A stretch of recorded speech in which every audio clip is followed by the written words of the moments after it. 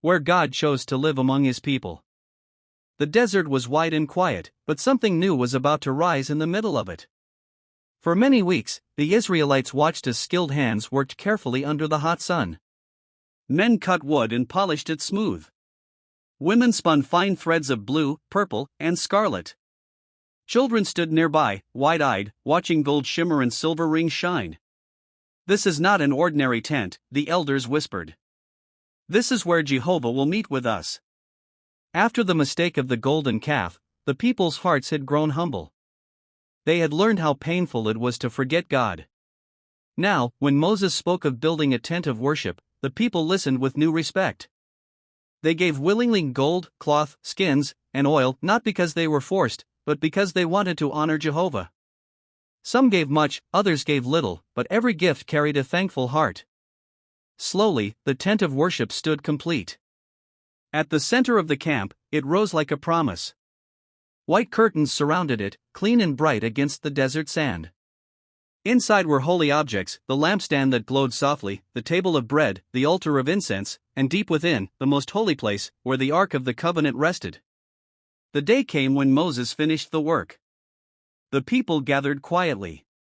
Mothers held their children close. Fathers stood with heads bowed. No one shouted. No one danced. This time, there was peace. Then something wonderful happened. A cloud came down from heaven and covered the tent. The glory of Jehovah filled it so strongly that even Moses could not enter. The people gasped, not in fear, but in awe. "He is with us," someone whispered. "He has not left us." From that day on, the tent of worship became the heart of Israel's journey. When the cloud stayed, they stayed. When it lifted, they moved. By day, it guided them like a soft shadow.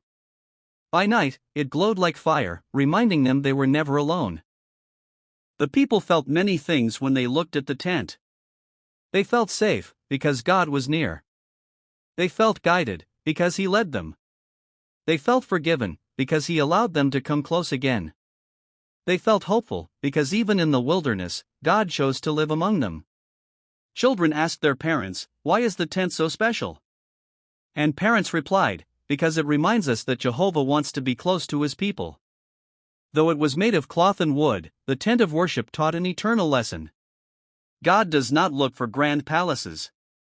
He looks for willing hearts.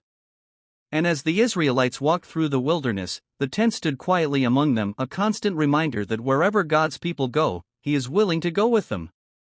Gentle lesson for all ages. God desires to live among His people. Worship brings comfort, order, and peace. Obedience and generosity draw hearts closer to God. Even in difficult places, God's presence makes the journey meaningful.